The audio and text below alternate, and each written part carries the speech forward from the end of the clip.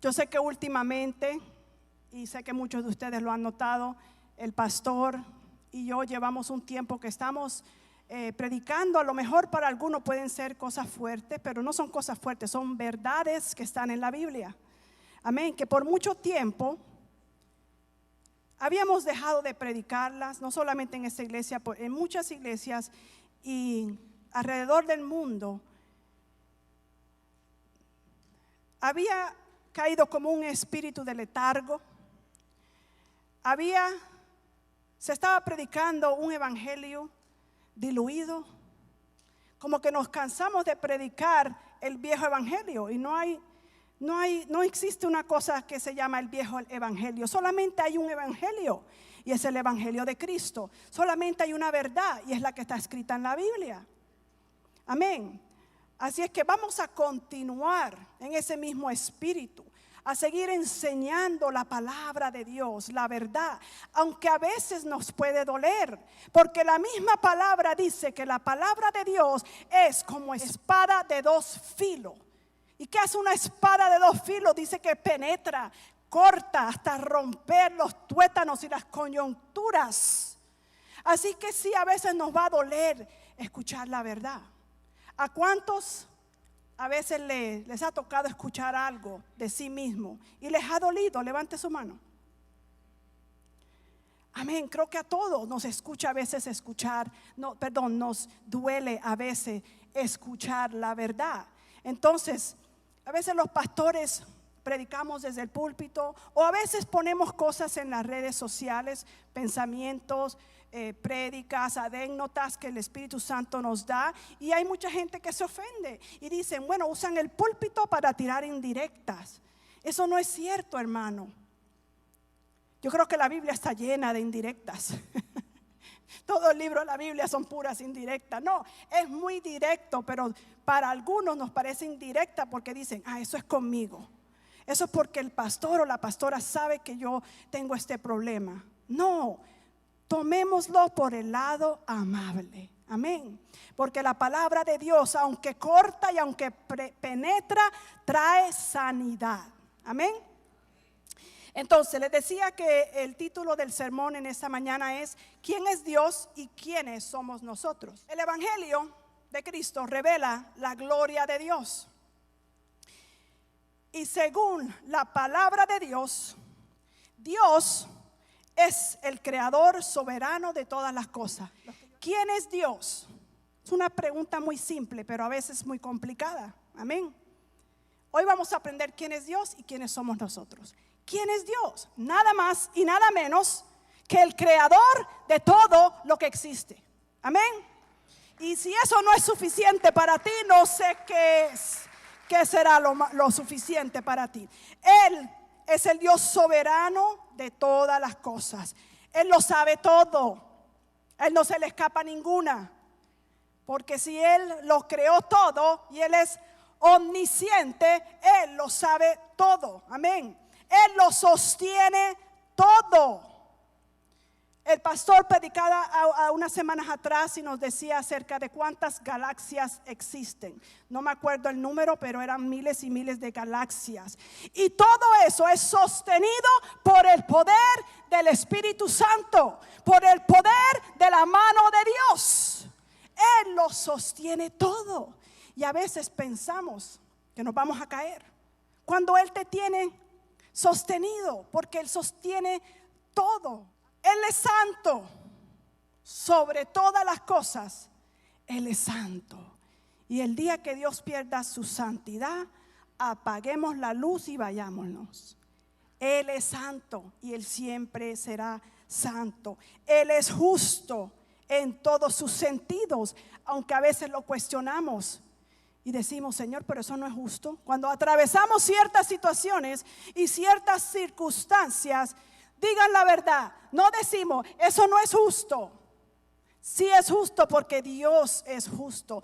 Lo que pasa es que Él a veces permite que atravesemos por ciertas circunstancias, ciertas situaciones para llamar nuestra atención. Amén. Para enderezar nuestras veredas, para que estemos firmes, para nuestro bien. Así que todo lo que Él hace es justo porque Él es un Dios justo. Es justo en todos sus sentidos. Es justo en toda su ira. Aún la ira de Dios es una ira justa. Y ama a todo lo que ha hecho. Así que ese es el Dios de que vamos a hablar hoy. Él es justo, Él todo lo sostiene.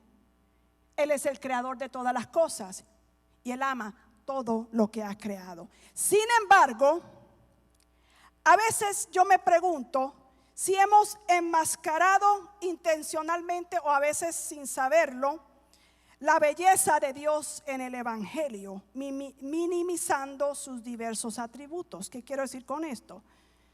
Que a veces nada más hablamos de Dios en el Evangelio como que Dios es amor y ya, Dios es amor.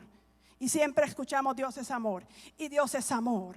Y estamos minimizando sus otros atributos, porque Él no solamente es amor, Él tiene muchas otras cualidades. Y de eso quiero hablarles en esta mañana, amén. Examine el mercado cristiano y encontrará una gran cantidad de libros, de canciones, hasta de pinturas que representan a Dios como un Padre amoroso. Y Él sí es amoroso. Y no quiero que me vayan a malinterpretar lo que voy a decir en esta mañana. Eso sí lo es. Él sí es un Dios amoroso. Pero Él no es solamente un Padre amoroso. ¿Cuántos son padres o madres aquí? Levanten su mano. ¿Cuántos tienes hijos pequeños o cuando estaban pequeños que decían mami o papi, I love you? Todos, ¿no? ¿Y cuántos a veces dicen I don't like you? ¿Cuántos les decían a veces I don't like papi? El mío, el chiquito, ese todo el tiempo, I don't like papi, porque él es difícil. Mi niño pequeño es travieso y hay que corregirlo.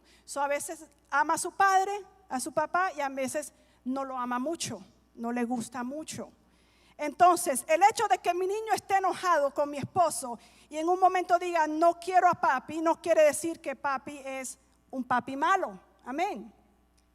Entonces Dios es un Padre amoroso, pero a veces cuando nos castiga, nos reprende, nos amonesta, decimos ya no me gusta ese Dios, me gusta el Padre amoroso. Y tenemos que entender que Él primeramente es un Dios justo. Amén. Entonces, es un Padre amoroso, pero no solamente es un Padre amoroso.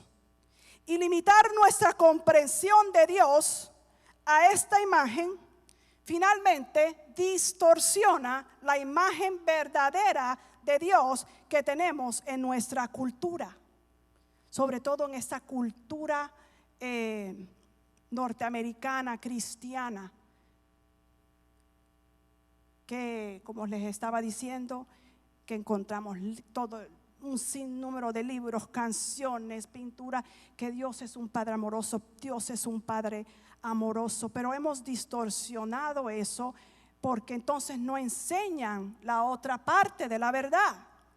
Y tenemos que comprender toda la verdad. Tenemos que entender y conocer todos los atributos de Dios. Amén. Si es verdad que Dios es un Padre amoroso, pero también es un juez colérico.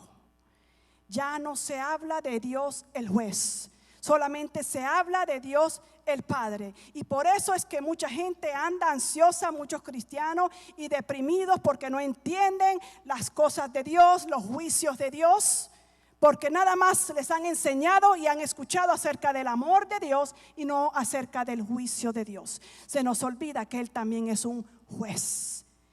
Y Él es amor, dice su palabra, pero también es fuego consumidor.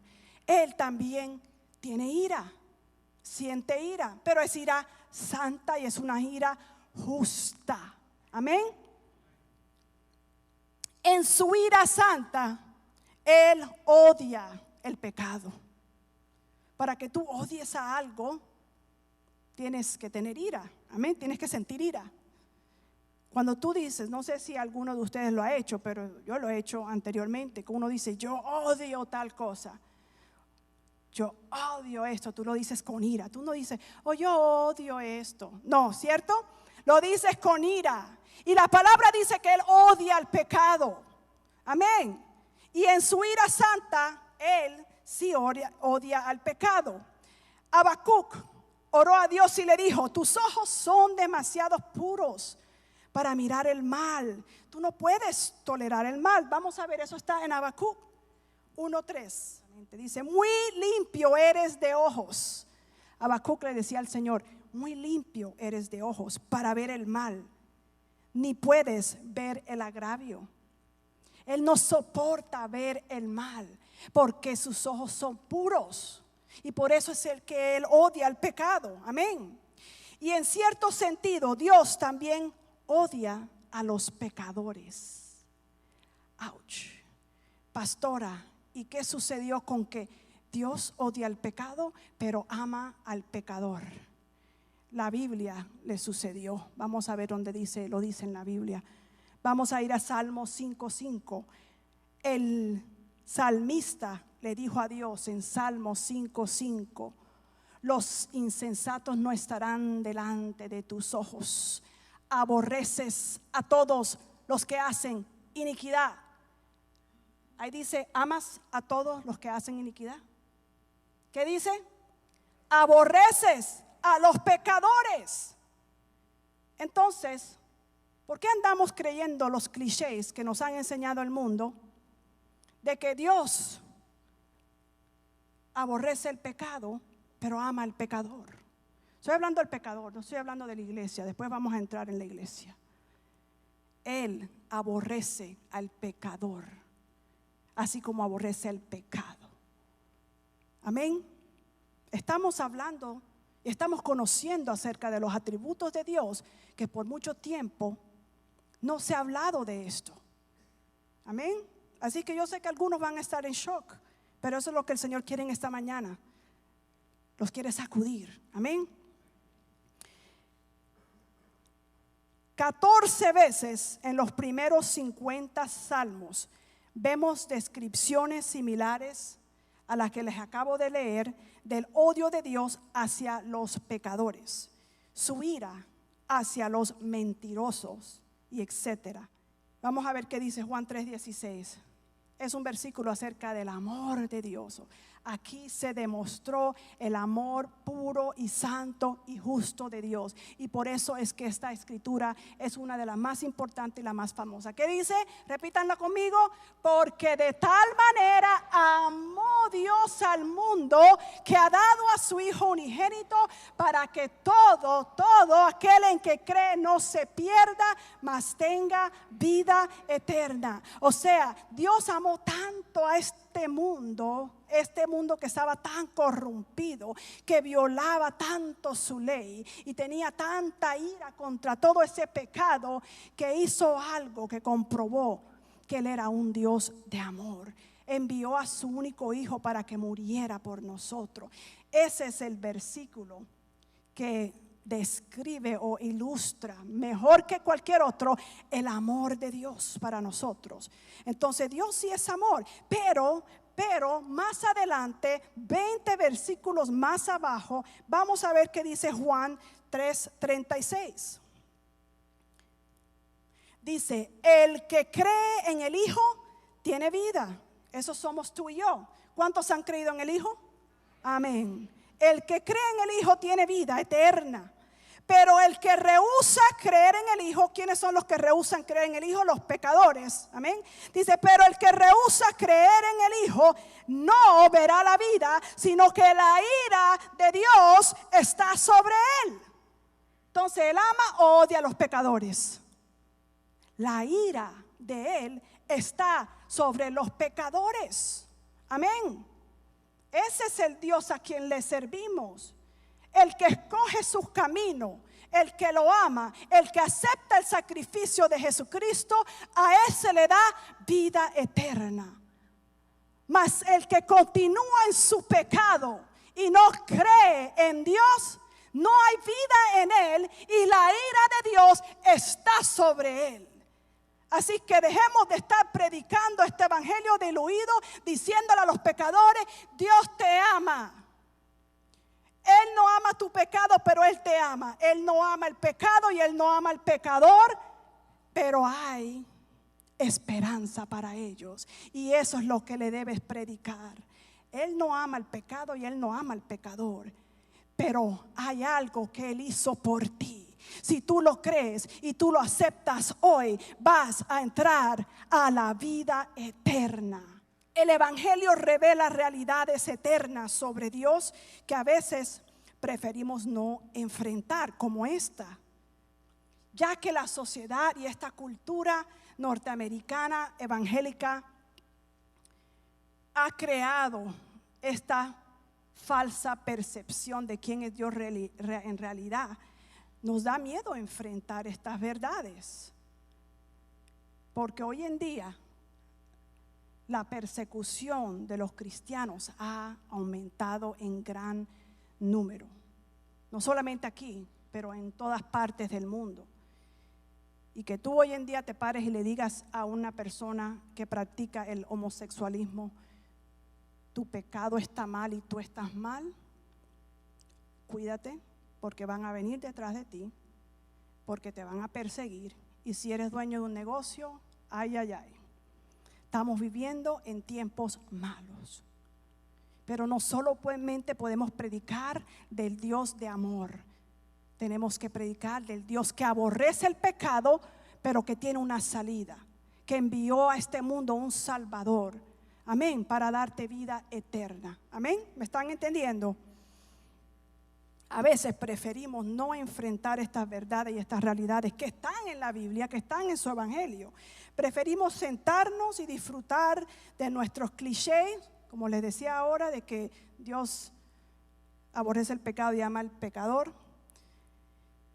Imaginar a Dios como un padre que podría ayudarnos, mientras ignoramos a Dios como un juez que podría condenarnos. Quizás es por eso que llenamos nuestras vidas con la constante tontería del entretenimiento en nuestra cultura y nuestra iglesia, porque es más fácil que enfrentar estas verdades que son duras. Amén. Son duras para nosotros entenderlas. Imagínatelo, todavía serán más duras para ir y predicárselas a otros. Yo sé que es difícil. Yo sé que es difícil. Pero Jesucristo nos mandó y nos dio una misión de ir y predicar. ¿Qué dijo Él? Este evangelio. El evangelio que Él predicó. No un evangelio diluido que se está predicando hoy en día. Dijo: ir por todo el mundo y predicar este evangelio a toda criatura. Amén. Tememos que si nos detenemos y realmente miramos a Dios en su palabra, como está escrito en su palabra, podríamos descubrir que Él evoca un asombro mayor de parte tuya y de parte mía, y Él exige una adoración más profunda. Cuando entendemos realmente quién es Dios, tenemos que entender que Él exige de nosotros más, una adoración más profunda, una reverencia más profunda. Amén, un asombro mayor. Amén, de la que estamos dispuestos a darle. Pero este es exactamente el punto. No estamos listos para darle lo que Él pide, porque nuestros corazones están en su contra. Ahora vamos a hablar, ahora le estoy hablando del corazón del ser humano que está perdido en delitos y pecados.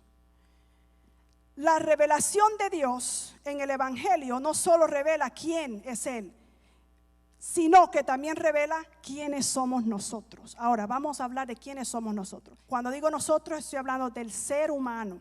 Amén. No de los que ya fuimos redimidos. Les voy a dar una anécdota, hablar de una anécdota de un profesor de teología. Él solía llevar a sus alumnos a un cementerio cada semestre. Les pedía a sus alumnos con toda sinceridad que hablaran a las tumbas y llamaran a los muertos para que se levantaran y resucitaran. Con algo de vergüenza y una risita incómoda, los alumnos lo intentaban. Por supuesto, uno por uno fallaba. Ningún muerto resucitaba. luego el profesor miraba a sus alumnos y les recordaba una verdad central del evangelio. Mira lo que les decía. Les decía, las personas están espiritualmente muertas. El ser humano está espiritualmente muerto. Tal como esos cadáveres en el cementerio están físicamente muertos. Y solamente la palabra de Dios puede darles vida espiritual. El ser humano está muerto espiritualmente y solamente la palabra de Dios le puede dar vida. Por eso la palabra de Dios dice que la fe viene por el oír. ¿Y el oír qué? La palabra de Dios. Para que una persona que esté muerto espiritualmente pueda tener vida eterna, hay que hablarle vida eterna. Amén. Hay que hablarle la palabra de Dios, que luego le activa la fe. Amén. Para que pueda creer. El ser humano está espiritualmente muerto y por lo tanto está en contra de Dios, porque Dios es un ser espiritual. Y el ser humano que no tiene a Dios no entiende los caminos de Dios, no entiende los atributos de Dios, no entiende los principios de Dios, y su naturaleza por ende está en contra de todo lo que tiene que ver con Dios. ¿Me están entendiendo? Amén. Esta es la realidad de la humanidad. Todos nacemos con un corazón malvado que odia a Dios. En Génesis 8:21 dice que cada inclinación del corazón del hombre es malvada desde la infancia. Vamos a ver, dice: y percibió Jehová olor grato, y dijo Jehová en su corazón: no volveré más a maldecir la tierra por causa del hombre, porque el intento del corazón del hombre, el intento, sus intenciones del corazón del hombre es malo desde su juventud. Ese es el punto. Hasta ahí voy a leer. Lo dice el mismo Dios. El intento por naturaleza del ser humano es malo, es malvado desde su infancia, desde que nace. Y las palabras de Jesús en Lucas 11:3 dice: pues si vosotros, siendo malos, sabéis dar buenas dádivas a vuestros hijos, cuanto más vuestro Padre Celestial dará al Espíritu Santo a los que se lo pidan. La primera parte es la que me interesa. Dice: pues si vosotros, siendo malos, sabemos que somos malos. No solamente lo dice en el Antiguo Testamento, donde se lo leí ahorita en Génesis, que Dios dijo que el hombre era malvado. Aquí está en el Nuevo Testamento y es Jesús hablando. Y dice: ustedes saben que son malos. Mucha gente dice: bueno, yo siempre he amado a Dios. ¿Usted no ha escuchado eso? Que lo dicen todo el tiempo. Yo amo a Dios. Personas inconversas dicen: yo amo a Dios, yo siempre he amado a Dios. Pero la realidad es que nadie lo ha hecho, nadie lo ha amado en realidad. Puede que hayamos amado a un Dios que creamos en nuestra mente. Ustedes se acuerdan hace unas semanas atrás, o hace como un mes atrás, que yo prediqué acerca de esto, acerca de que hemos adoptado a un Jesucristo en nuestras mentes que se parece mucho a nosotros. El Jesucristo simpático, el Jesucristo norteamericano, el Jesucristo que te soba la mano, se soba la cabeza, el pecado. El Jesucristo que dice: no, está bien, no vayas a la iglesia si estás cansado. El Jesucristo que dice: no, puedes tener todos los bienes, ocúpate en los bienes materiales, eso no importa, tienes que vivir bien en confort. Hemos adoptado a ese Jesucristo a nuestra imagen. Pero en realidad odiamos al Dios de la Biblia, a ese juez que está dispuesto a condenar a aquellos que no creen en Él. En nuestra maldad nos rebelamos contra Dios. Estoy hablando del ser humano, porque algunos no quiero confundirlo, que piensen que estoy hablando de la persona que ya ha sido regenerada. Pero quiero que entiendan quiénes somos en realidad, para que podamos entender quién es Dios y lo que Él exige de nosotros. Amén. Puede que hayamos amado a un Dios que creamos en nuestras mentes, pero en realidad odiamos al Dios de la Biblia. En nuestra maldad nos rebelamos contra Dios.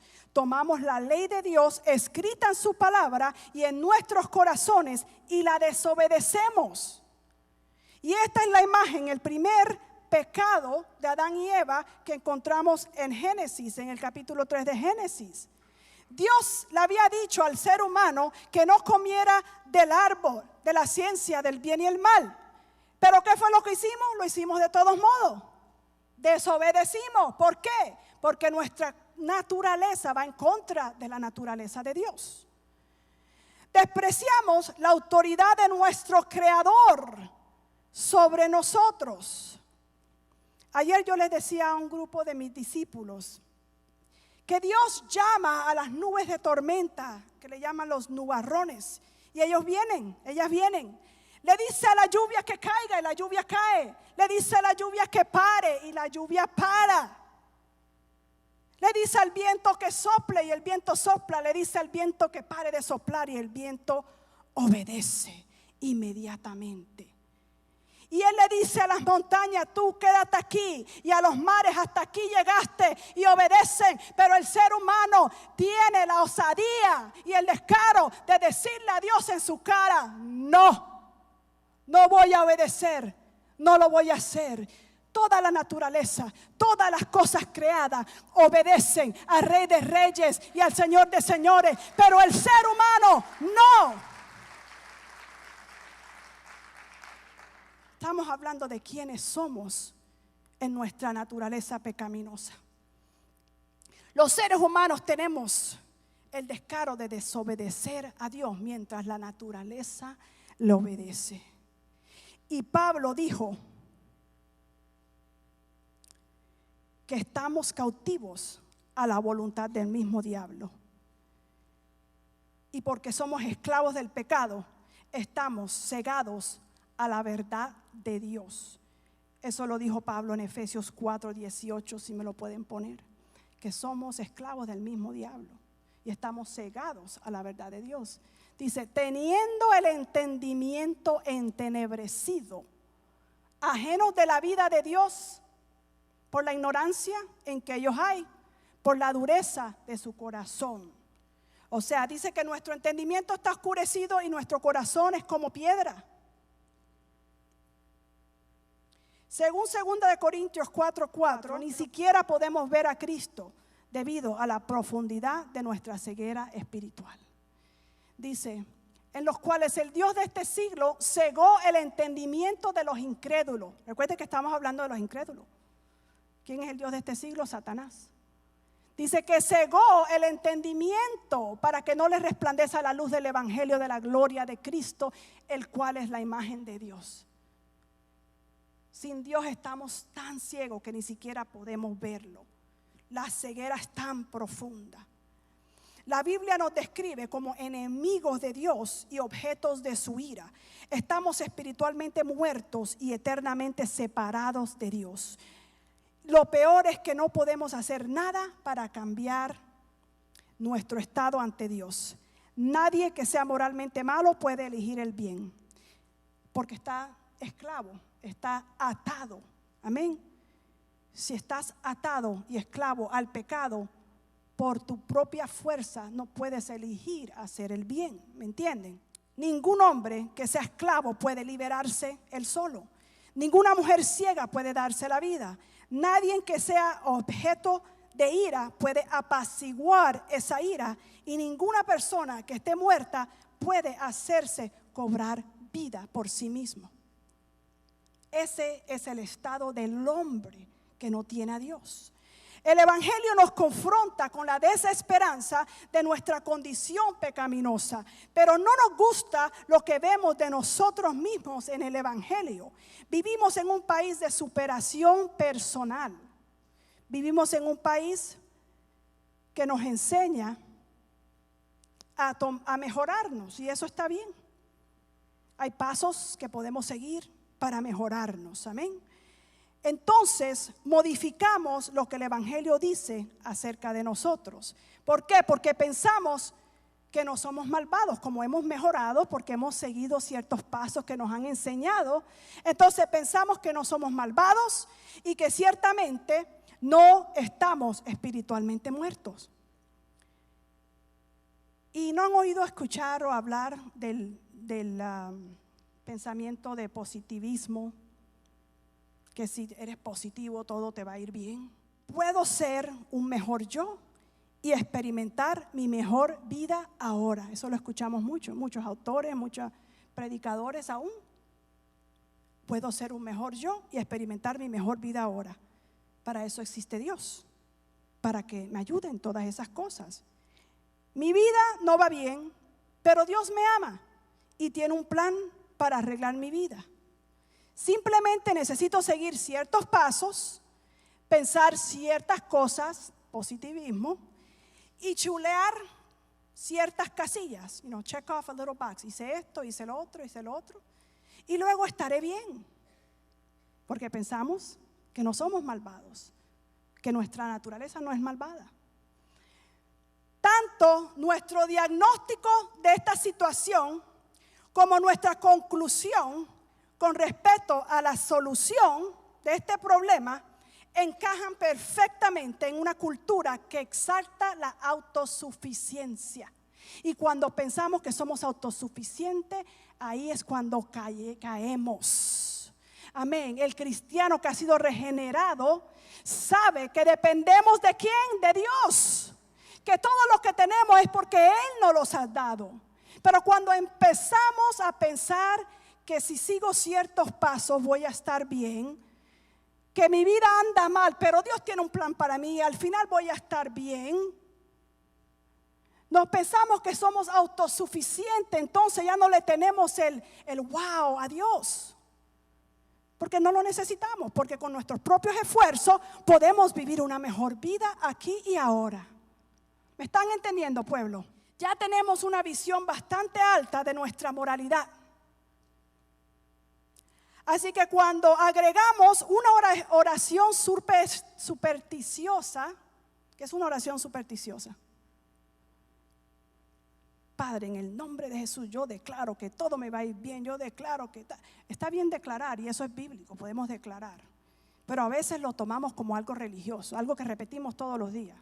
Y que si yo salgo de mi casa y digo, en el nombre de Jesús, yo declaro que ahorita me voy a ganar la lotería. Eso es una oración supersticiosa. Eso es totalmente antibíblico. Entonces, tenemos una visión ya que nuestra moralidad es buena. Y cuando agregamos una oración supersticiosa, agregamos el asistir a la iglesia los domingos y el obedecer a algunas cosas que están en la Biblia, nos sentimos bastante seguros de que al final estaremos bien. ¿Sí o no? Ahora, veamos el contraste cuando diagnosticamos el problema bíblicamente. El Evangelio moderno dice, Dios te ama y tiene un plan maravilloso para tu vida. Por lo tanto, sigue estos pasos y podrás ser salvo.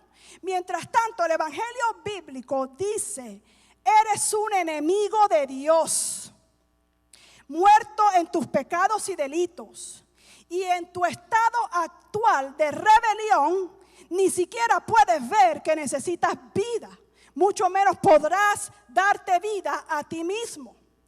Por lo tanto, tú dependes radicalmente de Dios para que Él haga en ti, para que Él haga algo en tu vida que tú nunca podrás hacer por ti mismo. Ese es el verdadero evangelio. Ese es el verdadero pronóstico de tu problema, del problema de nuestra naturaleza. No es voy a seguir ciertos pasos, voy a ir a la iglesia el domingo y todo va a estar bien. No, es reconocer que nuestra naturaleza humana es pecaminosa, es rebelde y necesita radicalmente de Dios. Amén. Y esto es lo que Dios quiere hacer con esta iglesia Torrefuerte, que seamos radicales para Cristo. Amén. Radicales, que no vengamos a la iglesia como lo hacíamos cuando estábamos en la iglesia tradicional, por costumbre, porque mis padres eran de esa religión o de esa iglesia. Que lo hagamos porque amamos a Dios, porque Él es el dador de la vida, porque Él envió a su único hijo a morir por mí y por ti. Amén, porque yo estaba perdida en mis delitos y pecados y Él tuvo tanto amor que sacrificó lo que más quería y por eso lo amo y por eso busco de Él día y noche y por eso me meto en su presencia, porque mi naturaleza es pecaminosa y es rebelde y no quiere nada con las cosas de Dios. El evangelio bíblico dice que necesitas a Dios radicalmente en tu vida. El evangelio moderno vende libros y atrae multitudes, pero el evangelio bíblico salva almas. ¿Cuál es más importante para ti? En el evangelio Dios revela la profundidad de nuestra necesidad de Él. Nos muestra que no hay absolutamente nada que podamos hacer para llegar a Él. No podemos fabricar la salvación, no podemos programarla, no podemos ni siquiera iniciarla. Ni siquiera podemos iniciarla, entiéndanme. Dios tiene que abrir nuestros ojos, liberarnos, vencer nuestro mal y apaciguar su ira, porque nos olvidamos del Dios de la ira. Él tiene que venir a nosotros. Y ahora sí estamos llegando a la belleza del evangelio. Hay otra anécdota que quiero compartir con ustedes de un libro que estaba leyendo que cae aquí.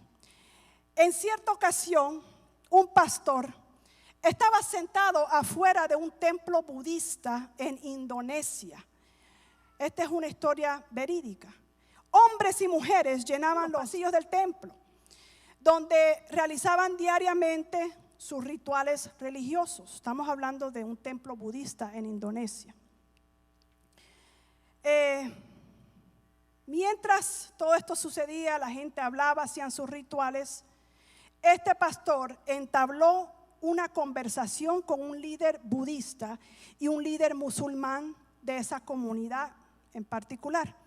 Discutían acerca de cómo todas las religiones eran fundamentalmente iguales y solo superficialmente diferentes.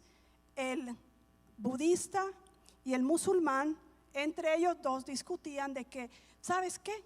Todas las religiones en sí son iguales, en lo más importante son iguales, son diferentes en algunas cosas superficiales.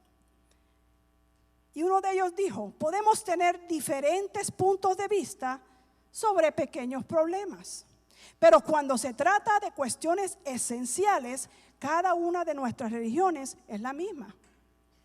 Entonces el pastor escuchó la conversación por un rato y luego le preguntaron a él que qué pensaba acerca de lo que ellos estaban hablando. Entonces él les dijo, al parecer ambos de ustedes se imaginan a Dios en una cima de una montaña y que todos nosotros estamos abajo de la montaña. Y que yo puedo tomar una ruta hacia la cima y que tú puedes tomar otra ruta hacia la cima, pero al final todos terminaremos en el mismo lugar. Entonces, felizmente el musulmán y el budista le respondieron exactamente, tú sí entiendes, you got it. Luego el pastor les dijo, ahora déjenme hacerles una pregunta.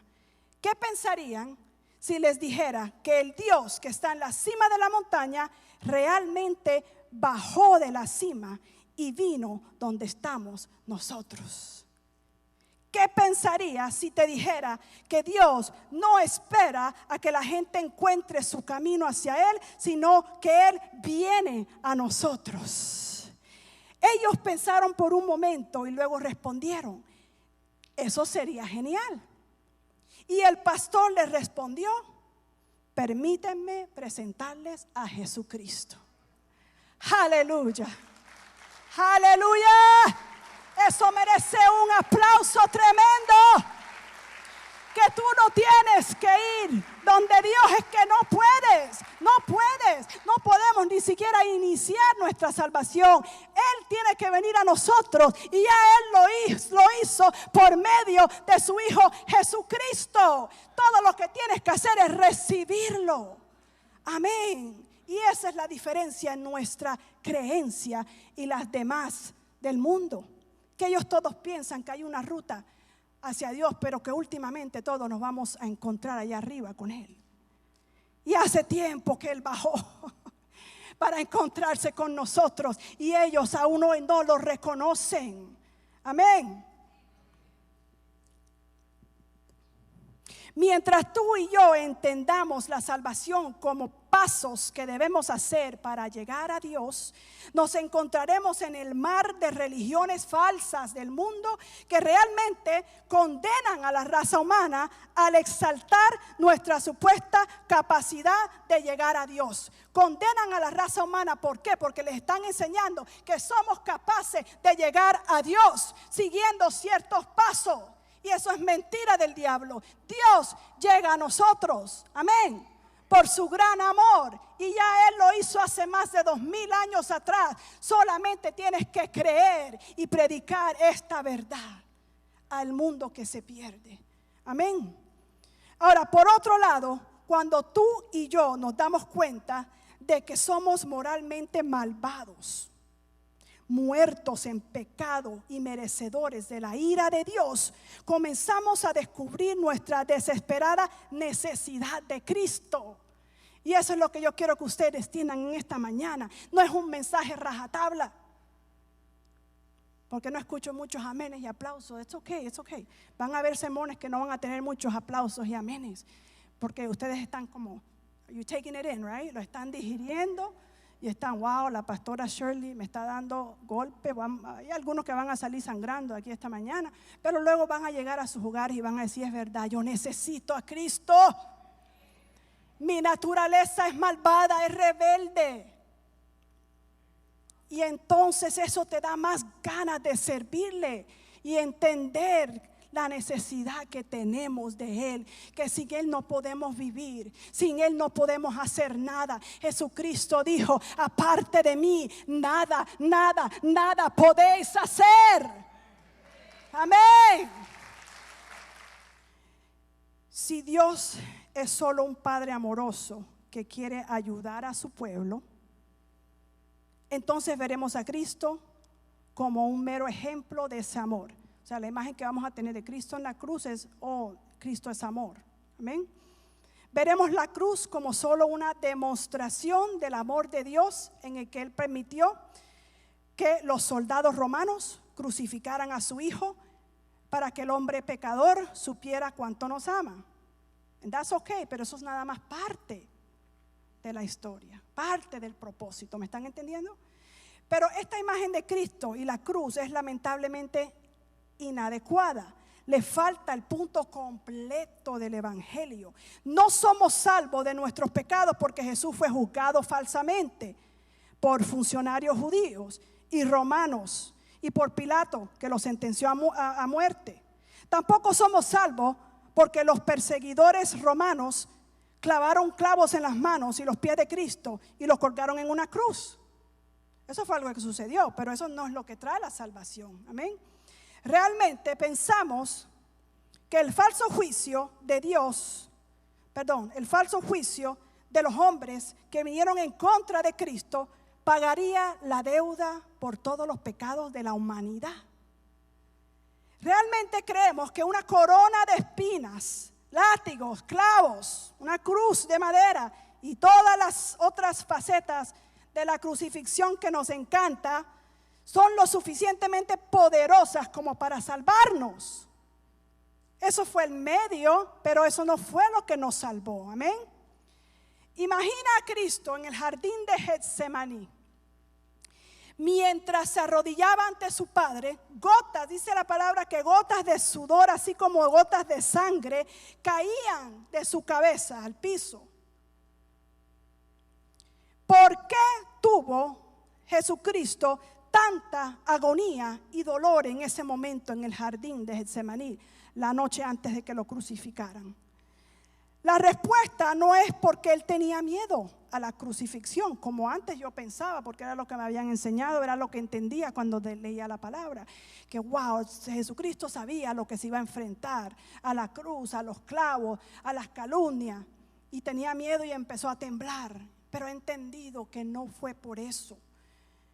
¿Por qué? Porque desde ese día después de que crucificaron a Jesucristo, desde ese día, innumerables hombres y mujeres en la historia, después de Jesús, en la historia del cristianismo, han muerto por su fe.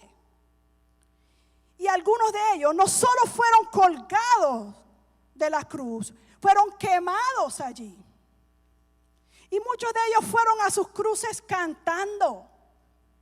Si muchos mártires después de Jesucristo sufrieron hasta más que lo que él sufrió en la cruz, y iban cantando, ¿ustedes creen que Jesucristo estaba temblando porque le tenía miedo a la cruz? No, y ahora les voy a explicar qué fue. Hay un ejemplo de un cristiano en la India, que mientras estaba desollado, o sea, they were skinning him alive, le estaban desgarrando la piel, cuando lo estaban desollando vivo, miró a sus perseguidores y dijo: gracias por esto. Rasgué mi ropa vieja, porque pronto me pondré la ropa de justicia de Cristo. Entonces, ¿ustedes creían que Jesús le tenía miedo a unos palos, a unos clavos? Mira lo que este hombre en la India sufrió, y le daba gracias a los que lo estaban martirizando. Mientras se preparaba para su ejecución, aquí hay otro ejemplo. Mientras se preparaba para su ejecución, otro mártir cristiano escribió una nota a su esposa diciendo: hoy me separarán de mi cabeza física, pero no pueden separarme de mi cabeza espiritual, que es Cristo. Entonces, mi pregunta es la siguiente: ¿tenían estos hombres y mujeres en la historia cristiana más coraje y más valentía que el mismo Cristo? ¿Por qué estaba temblando Jesucristo en ese jardín, llorando y lleno de angustia? Podemos estar seguros de que no era un cobarde a punto de enfrentarse a los soldados romanos. En cambio, él era un salvador a punto de soportar la ira de Dios. Eso fue lo que lo hizo temblar. Vamos a ver lo que dice en Mateo 26:39. Dice: yendo un poco adelante, se postró sobre su rostro, orando y diciendo: Padre mío, si es posible, pase de mí esta copa, pero no sea como yo quiero, sino como tú. Pase de mí esta copa. La copa no es una referencia a una cruz de madera. Es una referencia al juicio divino. Es la copa de ira de Dios. De esto se trataba el sufrimiento de Jesús en el jardín. Toda la ira y el odio santo de Dios hacia el pecado y los pecadores, almacenados desde el principio del mundo, estaban a punto de derramarse sobre Jesús. Y por eso él sudaba sangre al pensar en eso. Toda la ira de Dios, del pecado, la ira por el pecado y por los pecadores, desde el principio del mundo hasta ese momento, iba a venir sobre Jesús. Y ahí lo dice: pase de mí esta copa. Cuando hablamos de copa, se habla de la ira de Dios, y los que han estudiado aquí en el Instituto Bíblico saben que eso es verdad, lo que hemos estudiado en el libro de Apocalipsis. La copa se refiere al juicio divino, la ira de Dios, y todo eso iba a venir sobre Jesús. Lo que sucedió en la cruz no tuvo que ver principalmente con clavos clavados en las manos y los pies de Jesús, sino con la ira debida a tu pecado y a mi pecado sobre su alma. En ese momento sagrado, toda la ira justa, porque es ira justa, y la justicia de Dios que nos merecíamos nosotros, se precipitó como un torrente así sobre Cristo. Algunos dicen que Dios miró hacia abajo y no pudo soportar el sufrimiento que los soldados estaban infligiendo a Jesús, y que por eso fue que Dios se alejó, se apartó de él. Pero esto no es cierto. Dios se apartó porque no podía soportar ver tu pecado y mi pecado en su Hijo. En la cruz, Cristo bebió la copa completa de la ira de Dios. Y cuando se bebió la última gota, gritó: consumado es. It is finished. Amén. La misión se había cumplido de llevar el pecado tuyo y mío sobre Él, de llevar todo nuestro pecado, nuestras rebeliones, nuestra ignorancia, nuestra ceguera sobre Él. Esa fue la misión de Jesucristo y fue una misión que le costó su vida. Amén. Y por eso debemos rendirnos a Él, y por eso debemos adorarle, y por eso debemos buscarle de verdad, porque nuestra naturaleza es malvada. Y mira lo que el Señor tuvo que hacer, amén, para regenerarnos, amén, para cambiar nuestro corazón de piedra en un corazón de carne, que pueda sentir, que pueda amar, que pueda aceptar sus estatutos, su reprensión, porque Él ama, pero también nos reprende, nos corrige. Amén. Este es el verdadero evangelio.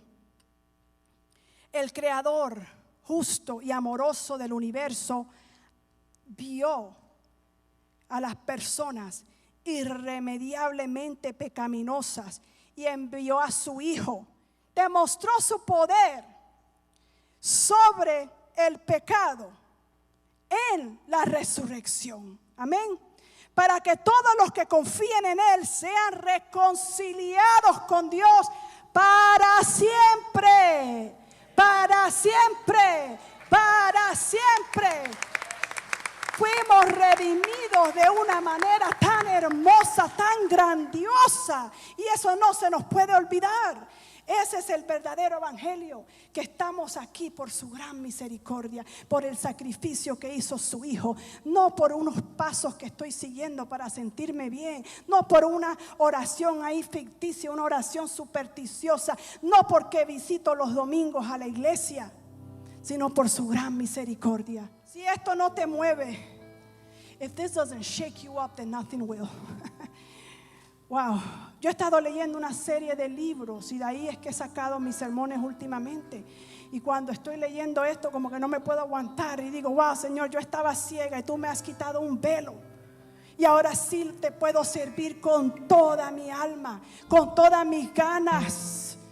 Porque no podemos perder el tiempo, no hay tiempo que perder, hay una urgencia. Las almas se están perdiendo. Se los pude comprobar hoy. Que las almas, el hombre que no ha sido regenerado es malvado, es rebelde. Las almas se están yendo al infierno todos los días. Miles y millones de almas. Y nosotros que sabemos esta verdad tan poderosa, tenemos la misión y el deber de ir a buscarlas, a rescatarlas. Amén. Cristo vino a rescatar lo que se había perdido. Y Él lo hizo hace más de 2000 años atrás. Pero Él dejó este precioso evangelio para que fuera difundido hacia todo el mundo, hasta el último rincón de la tierra. Y nuestra misión es seguir los pasos de Cristo, seguir difundiendo este evangelio, seguir amando a las almas, seguir rescatando a los drogadictos, a las prostitutas, ayudando al pobre, rescatando al vicioso, a los enfermos. Esa es la misión del cristiano y lo hacemos. ¿Por qué? Porque fueron las instrucciones que Jesús nos dio, porque lo amamos, porque ya entendemos el verdadero evangelio. Aleluya.